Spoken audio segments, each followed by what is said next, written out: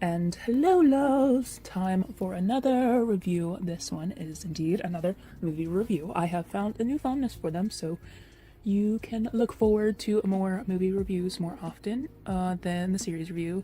Though I do promise I am in the works of trying to get a series review done. Planning on doing The Chosen. If I've not said that in the past, that is the one I'm trying to do next.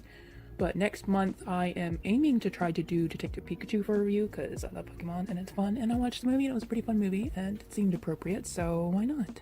So at least this month and the following, you will have to deal with the movie reviews. But let me know down below which one you enjoy more, the series or the movie. And I also have plans to get the Wing Feather Saga in the near future, the whole book set. I can't promise it'll be any time before the end of the year, but hopefully next year I should be able to start at least doing maybe a comparison or the book reviews. I don't know, I have not decided yet because it is a little bit easier to do the movie and series review than it is the book reviews, because I don't know, sometimes I don't want to feel like I'm working when I'm reading because I write and do stuff like that, so I do that for a living. So kind of sometimes when I just want to read, if I am putting on work brain, it's not as enjoyable as if I'm literally just taking a break and being like, hey, Olivia, just enjoy this. Then I can be like, okay, I'm just going to enjoy this. So even if I do the book reviews, they'll probably just be like quick bits, like quick notes or whatever. I don't know. It won't be as detailed as I do with these. Okay, so back to it. This review is The Day After Tomorrow. If you have not seen the movie, it's actually pretty good. It's been out for a while now. I've watched it growing up quite a few times, and it is a pretty good movie. I enjoy it. It's basically a doomsday movie scenario.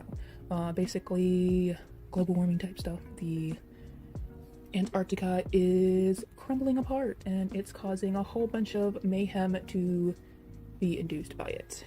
So a lot of wacky weather happens, and oh no, let's try to be careful because dangerous situations. But to keep that short, because I don't really feel like describing this movie as far as in a quick description because it bounces around a lot, and I don't know, maybe I'm just gonna cut out the quick reviews at least for the movies. I don't know, we'll see as far as in the future.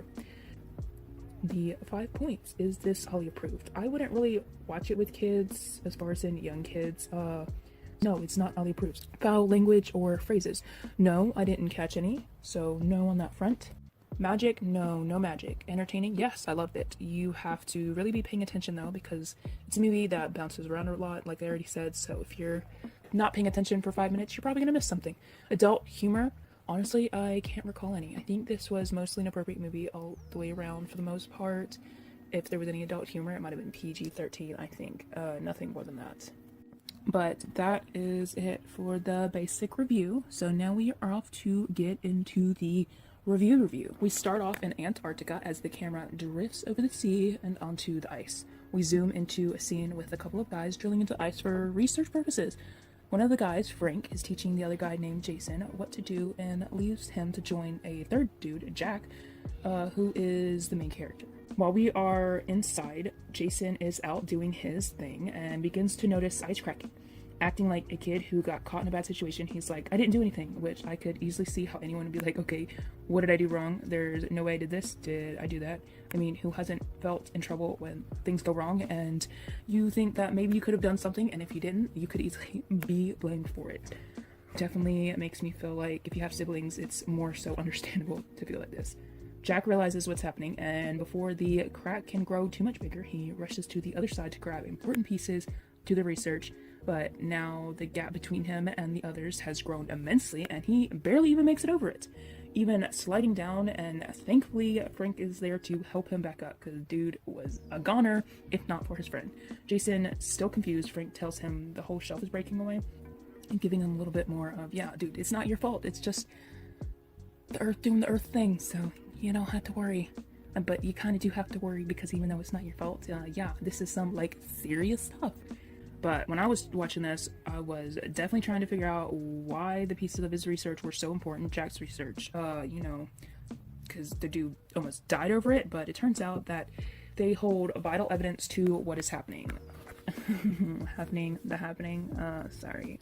My mind drifted to another Doomsday movie, but if you've seen it, that's a good one too. So definitely suggest giving that one a bit of a look.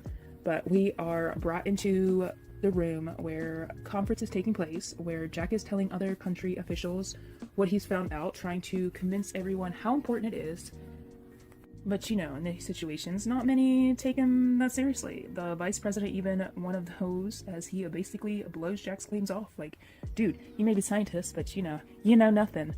Now, Jack's feeling defeated, and Professor Terry Rapson begins to talk to him, but Jack doesn't pay much mind to him until finding out exactly who he is and agrees to talk to him some more. It might seem a bit rude, and though it is, you have to admit it is very understandable. Like, have you ever just had a day that made you feel like garbage, and at the end of the day, someone else comes along seemingly to make you feel worse, so you kind of like snap at them before hearing them out? It is that kind of situation. Jack is trying to literally save the world, but is treated like his lifetime of work is meaningless and not worth merit, and somebody else comes along to seemingly put another nail into his coffin. So yeah, I can understand why he snaps. Do I say that it's okay he snapped? No, not completely, but it is understandable. But some things are like that. Things are understandable, and even though you wouldn't necessarily do it, or maybe you would, doesn't mean it's okay, but you can still understand where they're coming from.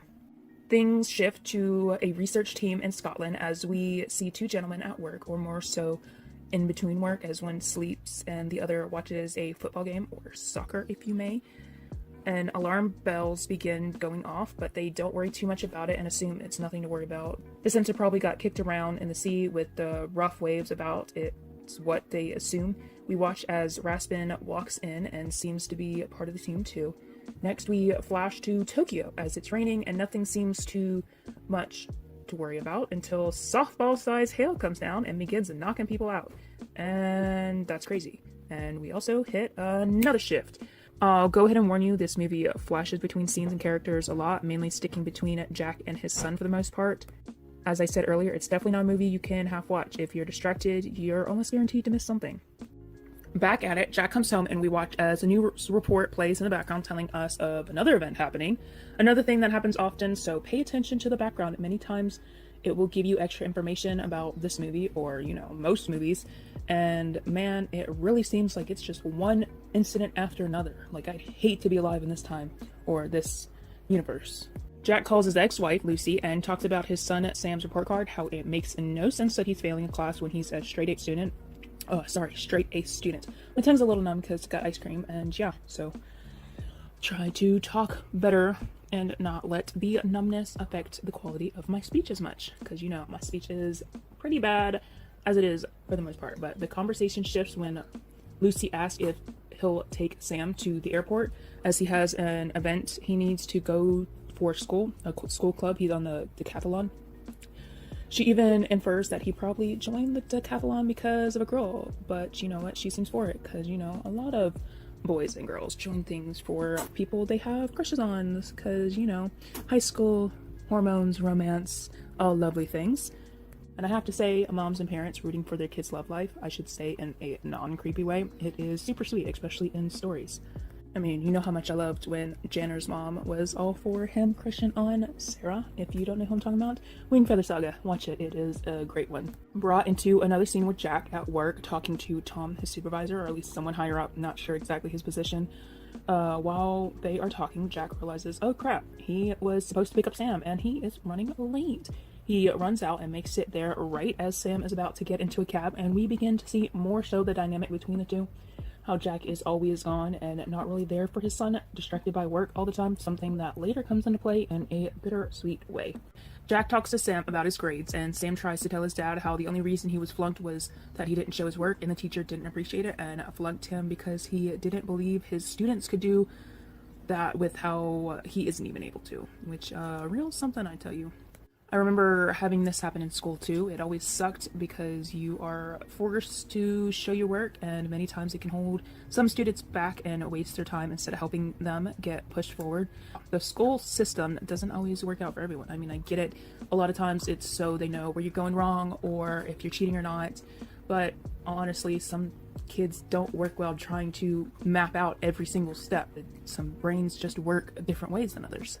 Sam is dropped off and on his way to New York, his flight. We see him struggling with his fear of flying. Things are running relatively smoothly, but his anxiety is still up, and his friend Laura tries to help him, but it doesn't last long before turbulence begins to hit, and It is not some simple turbulence either, but some like serious stuff, like we are probably gonna crash kind of thoughts would pop in most everyone's head.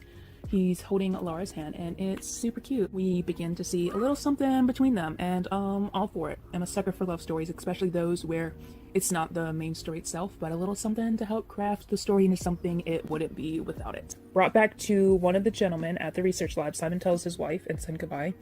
He walks back in as the professor asks about a buoy sensor going off, about a 13-degree drop in the ocean, as we hear another weather report going on in the background. Simon informs him that it's probably just nothing, but when he refers to the buoy he's referring to, the professor speaks how it's not the same one he's talking about, and looking at the monitor, talking about the likelihood that two would do such a thing, a third begins to set off before we are brought back to Sam, Laura, and Brian in the cab in New York. Traffic is a mess, so they decide to walk with how their destination is only a couple blocks away. We see a lot of birds flying over, more than usual, and we flash to other scenes of animals going crazy, some at the zoo and some elsewhere. Sam and his friends answer question for the tournament, lightning flashes, but no one is too bothered, and they go about like normal. Again, things flash forward as they are at a party for all the contestants, and Laura comes out all dolled up, and Sam is definitely crushing hard. A student from another school stops by, JD, and begins to flirt with Laura before going to show her around with Sam left with Brian. The professor calls Jack, informing about his new discoveries, and Jack is astonished as everything is happening quicker than expected. He didn't think things would happen in their lifetime, let alone as soon as everything is going on. Another storm begins in LA as a couple is canoodling before being interrupted by a janitor and them getting a phone call. They're in the news studio, and one of the reporters by the name Tommy, not the same person as Tom, he tells the guy how there are golf ball sized hail coming down, which, okay, those are definitely a lot bigger than golf ball sized, lot bigger. But, you know, whatever. The guy tells his boss, Jeff, to see if they should issue a tornado warning.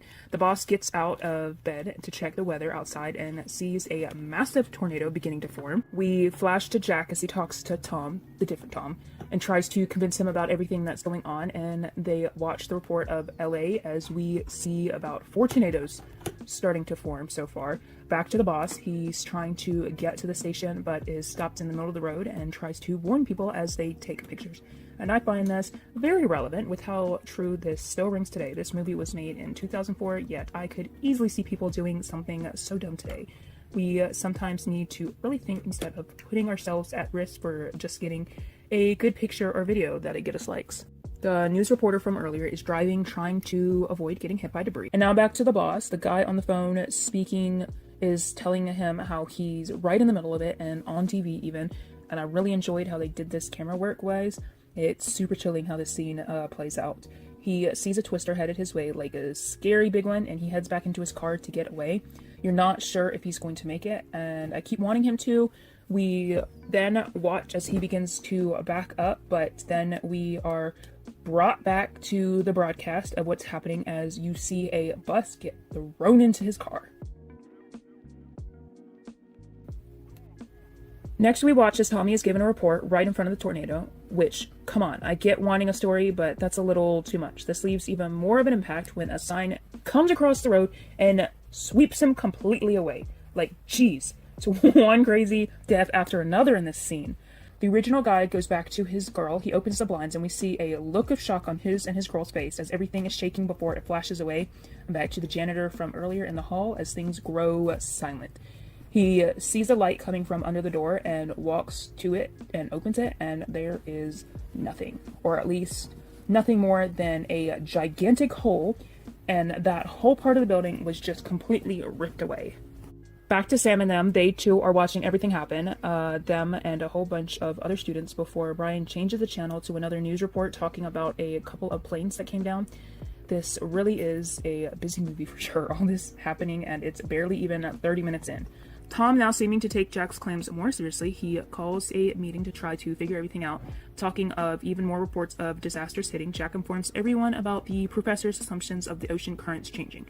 He informs them how the weather anomalies are going to continue, and how not only that, but how they're expected to get even worse, and how they are actually seemingly to go through a major climate shift. Jack tries to figure out what Tom's going to tell the admissions. Tom is not keen on Jack's full claims just yet, but does give in to letting Jack have 48 hours to prove them. Lucy, a doctor, we watch as she checks in on a patient named Peter. He's a young child with cancer and completely adorable. Like, you should see this kid. He is freaking cute. Back to Jack and them as they are working. They finally get the needed results, and the time frame for everything is even shorter than expected, 6 to 8 weeks before the next event. Let's just say it's a common theme. Jack calls Sam, pleading for him to come home early, but Sam tells him that it's not going to happen, claiming that there are reasons, but in fact shows signs that the actual reason is that he wants to stay because of Laura, which super cute. Jack talking to the vice president, he again pays no mind to Jack's claim, another theme that runs throughout the movie. Sam's group, now with the addition of JD, they are going through a museum and come across a mammoth that was said to be frozen with food still in its stomach, something that is definitely a foreshadow. Back to Scotland, Simon is missing his wife and son, and the professor tries to keep the others' hopes up before showing signs of weary himself when they leave. We see 3 helicopters flying about before things go awry. Frost comes over the helicopters and even their fuel freezes in their tanks, which is crazy. They all crash land, and one of them even freezes almost instantly when trying to get out of the crashed helicopter. And like, jeez, like that's gotta be some super cold weather for it to be that instant. The professor relays the information to Jack and his team. Back to Sam and them, they are staying with JD, and we get a glimpse of a time lapse by Brian's comment of it raining for 3 days so far. And if not for the subtle comments similar to this, you would definitely not realize that this whole movie takes place longer than just a few days. Like, when I was watching it when I was younger, I thought that this was maybe 2-3 days max. But watching it as an adult, I picked up on a lot of things and like, oh, okay, so it's like jumps around a lot, but is definitely like timeline is a lot more extended than originally thought. In the morning, we watch another news report of craziness as they realize that they probably won't be able to use the train, and JD offers them a ride instead as he needs to pick up his brother. We don't really hear much about his brother after this, so I'm really hoping he makes it. Optimus self will definitely win out on this one, because with no evidence to say otherwise, I will hold on to the hope that this little brother definitely is safe throughout the movie. And no one please burst my optimistic bubble for this one, because in a movie so tragic as this one, I've seen worse, but sometimes you just need to hold on hope for the little things. They end up walking until the water becomes waist deep, and they decide to call it quits for now, heading to a nearby library instead of turning back. Laura gets cut before noticing a mom and her daughter stuck in a cab. The policeman is unable to understand them because they're French and don't understand English, but luckily our girl, Laura, is fluent. Being the translator, she is able to help them out, but the mom is worried about their bag being left behind as their passports are needed, and Laura offers to head back for it, which, knowing where this movie is going, seems like a dumb decision, because who needs something like that when the world just might be ending, but they don't know that, so let's give them a pass. Mama's got to think about things like that when you don't have a reason to believe society will be changing.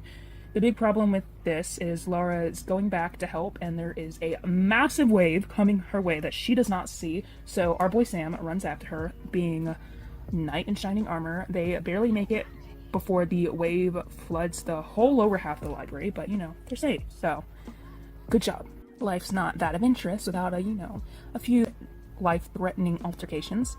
This movie is definitely a anxious mess at all times in the best ways. If you're like me and enjoy scary movies but can't really find many that you can watch for conviction sakes, I suggest this one. Natural disaster movies have really become one of my favorites to watch for a thrill, because you don't have to worry about a lot of elements in it being kind of against your checklist of what you can and cannot watch. We're back to the professor as he talks to Jack. Jack tells him how there are 2 other super storm cells besides the one over Scotland that are forming. They're supposed to grow to the point that they will cause the whole world to be in another ice age. Originally on speaker, he picks up the phone and talks more privately with him, telling the professor how he needs to get out, but the professor speaks about how it is too late already. Which is super sad, because not only are we attached to the professor, but definitely to the 2 other gents, mainly Simon and my heart in this. I don't know, maybe it's just his sentimentalness towards his wife and daughter just makes him more of a softie and I am a sucker for softy guys in movies and stories and all that. Girl loves her a good cinnamon roll character.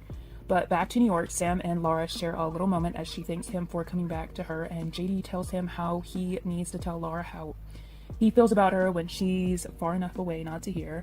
And the guy he was jealous of now coming and giving some good advice, he's a pretty cool dude. Like, I really enjoy how they twisted his character into someone you're supposed to kind of not root for, but then like, oh, okay, we're getting to know you and you're actually pretty cool, so kind of hate myself for that earlier assumption. Just goes to show you not to judge a book by its cover. No calls are able to get out, but Sam remembers that pay phones work differently than cell phones and finds some to call out instead, and they indeed work. Lucy and Jack reminisce as we get more of a glimpse of him being gone a lot while Sam was growing up. Sam is able to get through and gets in contact with his dad and mom. Jack informs him that it's too late to leave and how he needs to wait it out instead, how no one should go outside and that they need to keep a fire lit to stay warm. Jack promises to come for him. The water rises as Sam talks to his dad. We get a bit of a scare when it comes over his head, and we flash to Laura's point of view as Sam does not come out of the water. That is until he does, and she hugs him, scared that he was going to die. The romance is definitely a growing. Nothing like a little bit of life-threatening situation to do that for you. She takes him to get warmed up and in some dry clothes, and even holds him to make sure his body temp doesn't drop. Another sweet moment for the two. Back to Jack, he is getting ready to leave when Tom comes to tell him that he is going to talk directly to the president, hoping that going directly to him, they'll have a better luck of convincing everybody. Which, come on people, after all this and you're still questioning if Jack's right? Like, it's a little stubborn, even for a stubborn person. Back to the library, things seem fine, or at least as fine as things can be in an event like this, when everyone hears something outside. They all go to look, and we see a huge Titanic-sized ship. Okay, maybe not that big, but you get the point. A really big ship. It floats by the library, and I'm telling you, this is insane. Like, can you even imagine? Big things freak me out on its own, so maybe it's just me. Yeah. Jack is talking to the president and his people, trying to convince them of the seriousness of everything and what kind of game plan they should do. He tells him that the best solution is to head south, but with them not taking things seriously prior, only the south half of the country now has the chance to evacuate. Anyone north would be put at risk instead of trying to ride it out. And I mean, if I was given the option of a greater chance of survival if I just bunkered down, then I'd be the one just bunkering down and trying to stay as warm as possible. Jack leaves and everyone tries to figure things out, still arguing if they should listen to him, and the vice president pops off about how Jack really doesn't have the place to claim, that they should simply leave the north half of America alone, and how he's only saying so since he's not there, and Tom, our man, puts him in his place when telling him how Jack's son is actually in New York and he's off to save him. So good job, Tom, popping back and standing up for your man. We go back to the three gents in Scotland. They're still holding on, but are in their last moments, which is super sad. We do not want to see y'all go, but we understand there are sacrifices that have to be made in a movie so tragic.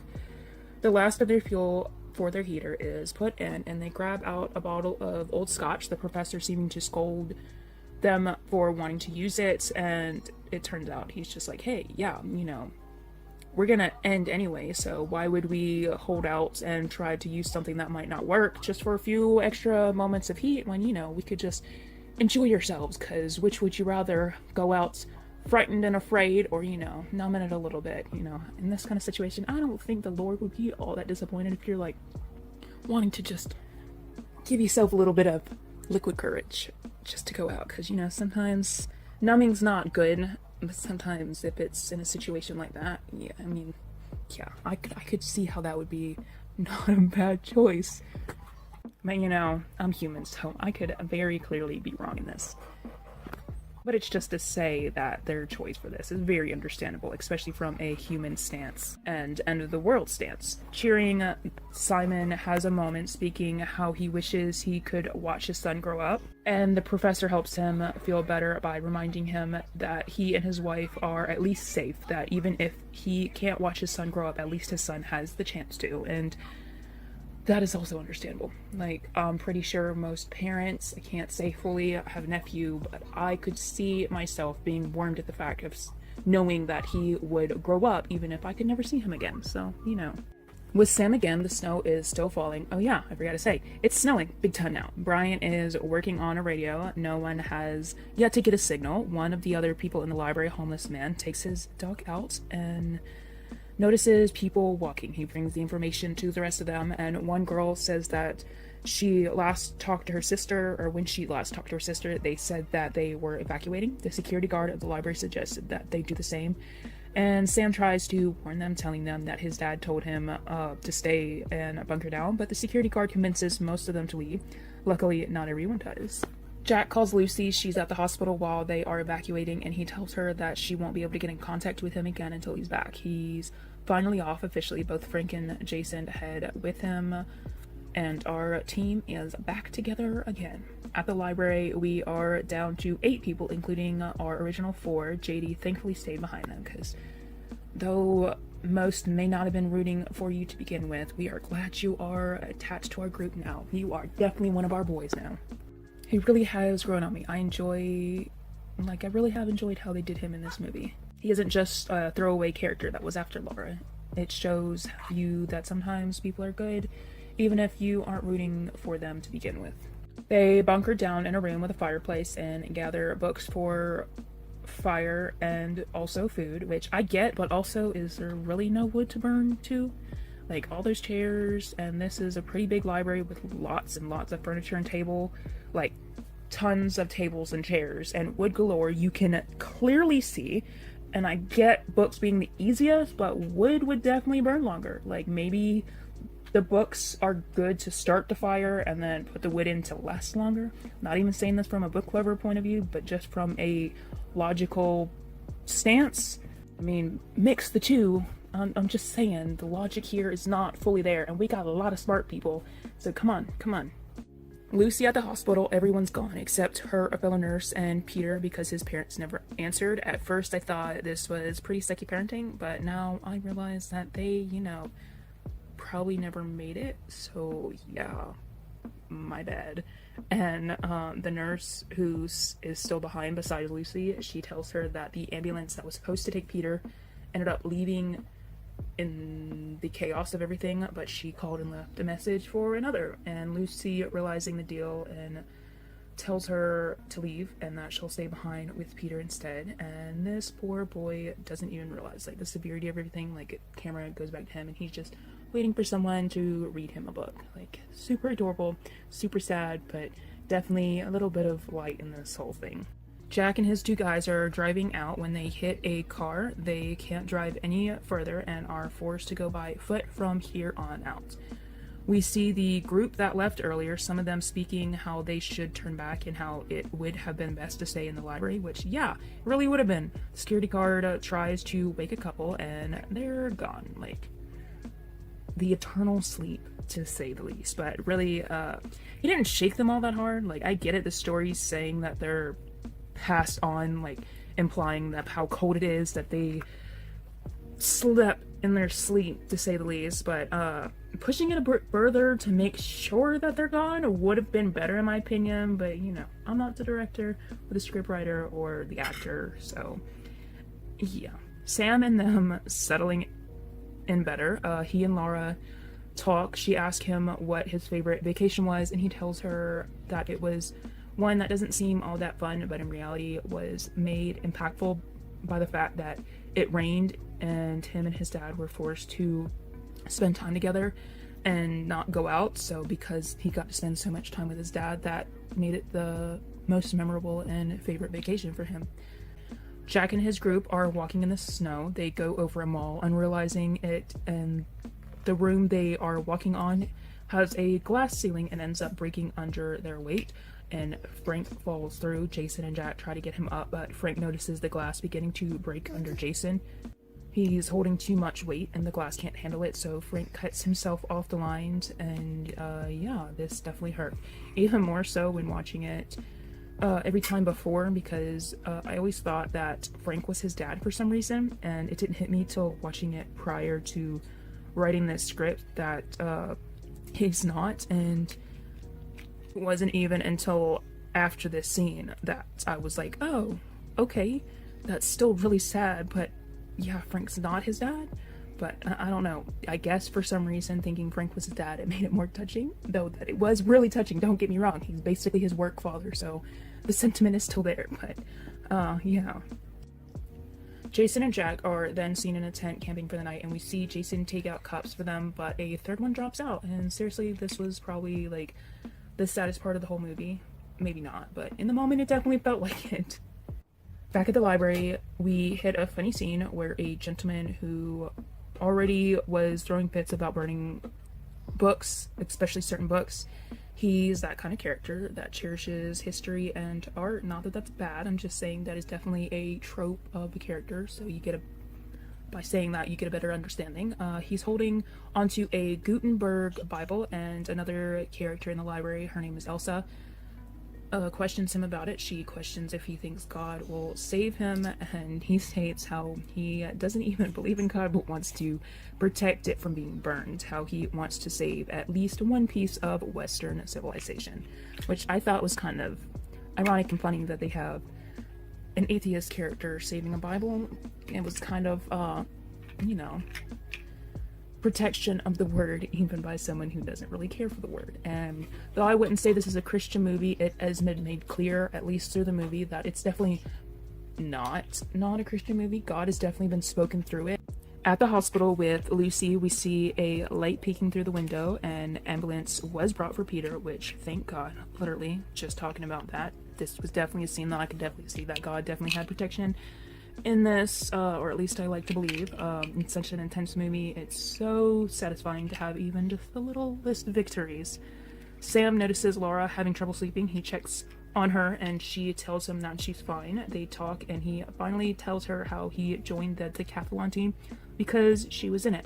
Oh, this is a super sweet moment.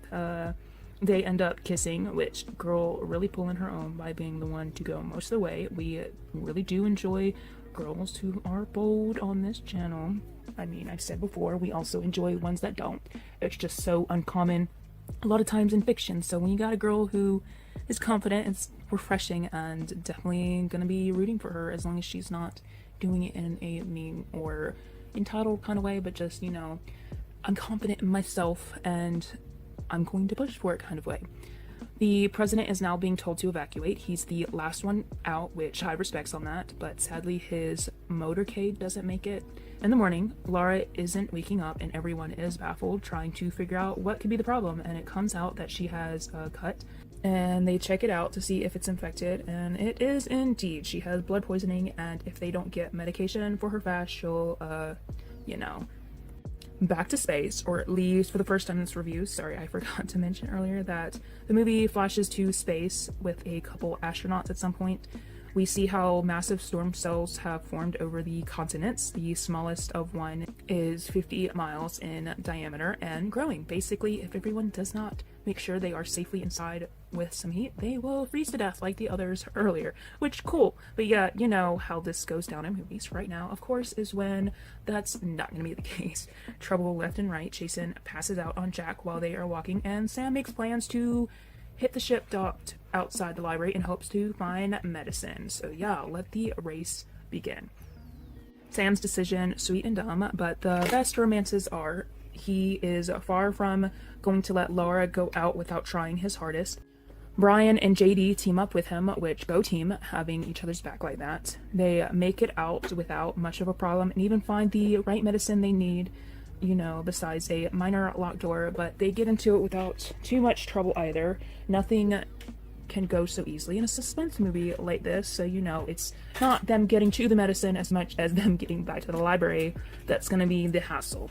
The movie definitely said, yeah, let's go ahead and throw some wolves in the mix. But no worries, because they aren't just some random wolves thrown into the plot for the thrill. Well, maybe they are, but they do indeed have reason to be in the mix. They're not just some random wolves. They escaped from the zoo earlier when the rest of the animals were going crazy before the flood. The wolves got out, and them being a creature that will try to survive at all odds, they have definitely survived at all odds and have met our group at this point in time. About to head out, they find the mess hall and make the decision to grab some food, which smart. I would do the same, but I do kind of frown on how they didn't grab more medicine. Like, I get the ship's right outside. If you need to head back, but it's still right there and would only take a couple seconds, like less time than grabbing the food. So why not grab some while you're there?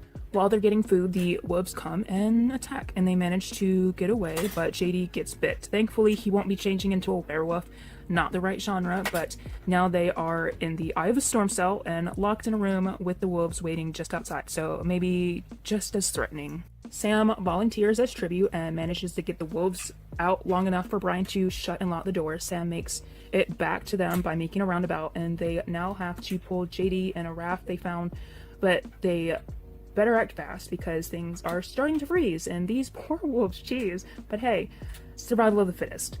Not only do Sam's guys have to act fast to get back into the library and their safe room, but Jack too is dragging Jason along, which definitely fun parallel, as he too has to find a place to bunker down fast. Thankfully, as if by the act of God, he finds a kitchen and throws Jason down the vent, which, poor Jason, you're definitely going to feel that in the morning. But Jack Jack hops in and lights a fire pretty fast. With how this scene was done, I rather enjoyed the fast pace, everyone rushing as we watch the frost making its way to them, heart racing as we wonder if everyone's gonna make it before things are suddenly calm and quiet the next second. We drift to black before paneling to Jason asleep in the tent. I enjoy how you see him first because it still makes you wonder if Jack, or at least I wondered, Jack made it before being like, okay, duh. If Jason's in the tent patched up, of course Jack is okay. Who else would have done it all? Jack packing back up, Jason questions him why they're heading out so soon, and he tells him how if they wait longer, Sam might not make it. He's really trying his best not to waste even a moment of his time. We see them head into Manhattan. Jason checks his digital map thingy, and when he pulls it away, we see frozen bodies. It's the people from the library earlier. So a moment of silence for them. Back tonight and them in the tent, Jason and Jack talk. Jason questions if they're going to make it out of this, mankind as a whole, and Jack gives him hope, saying that they made it through it once, they'll make it through it again, and hopefully this time they'll learn from their mistakes, how he hopes he'll be able to as well. Jason tells him how it's not his fault and how he tried his best, but he then clarifies that he's talking about with Sam, how he wishes he was a better father. Jason then insinuates that the chances Sam made it are not that high, but Jack tells him that even if they aren't, he still needs to keep his promise, that the journey isn't a waste, and how he's not going to give up until he knows for sure if Sam's okay or not. And I might have put more words into that, but it was basically all there. We're back to space and see how the storm cells are mostly dispersed, giving hope that things are finally settling. The moment comes and we see how finally there's no more snow coming down. Jack and Jason head back on their way, and we see snow and frozen water has covered most of New York space. Trying to figure out where the library is, snow has completely overtaken it, or at least where they're standing. They find a way in, still aiming to find Sam, but all is quiet as they search. Everything is frozen over and not flashing back to them since the frozen attack earlier. We aren't really sure as an audience if he's alive either, which I think this was a cool touch. Because you're kind of getting Jack's perspective of you're hoping he's alive, but in reality, you don't really know. Jack and Jason finally come across a door with light coming through the bottom. They open it and see everyone completely still. But it turns out everyone's fine. Everyone's just asleep. So relief washes over Jack when Sam wakes up, and they share a hug, and it's such a tender moment. Meeting back with Tom, we see that the vice president is now the president, which makes sense, because that is kind of how those things works. He tells him how Jack made it and how there are other survivors. We watch another broadcast with the now president making a speech of gratitude and hope, watching as a helicopter and team search for Jack and them. We flash to Lucy checking on Peter, so we know that they are okay too. So another happy ending. The search team is unable to find Jack and them at the library. They find them walking and drop to get them flying off. The atheist is still clutching the Bible, and we see countless groups of others on rooftops being rescued as well. So our happy ending is a lot more happy than anticipated. Humanity comes through and surviving as always. I don't know if it's the truth or wishful thinking, but either way, it's a nice sentiment and a wonderful ending. And that is the end of the review. It's a older movie, I guess would be definitely an old movie at this point, but it wasn't that old for me growing up. because, you know, it's kind of alive when it first came out, so definitely makes me feel old to think that many will probably think this is an old movie. I enjoy this movie. I've always really enjoyed this movie. I love natural disaster movies, though, so I guess that in itself gives me more reason to enjoy it. And even found out that a lot of the cast, even just Sam's group, Sam, Brian, Laura, are definitely actors and actresses. A lot of people in this movie are people I have seen now. Like, I don't know if this was necessarily their first film, but definitely one of their first films, so it's cool to see that there are some well-established actors and actresses that starred in this. I don't know, I always enjoy when you know somebody, as far as in watch somebody and then see something older and you're like, oh, hey, I didn't know you were in this, especially something that you grew up on. But that is all for this one, loves. I hope you guys have a wonderful day. I will indeed be trying to start the next review sometime soon. I'm trying my best to cut it shorter and shorter between each review, because I'm trying to make it a month in between each review. That way it gives it a little bit of normality. As I said before, I do work on other projects, so sometimes that causes delays. Trying to at least make them early, that way at least if I do have a delay in making a review, I have one or two already made up for y'all, so you don't have to worry about waiting all that much. And I hope you all have a wonderful day, and I pray blessings upon you all. Goodbye.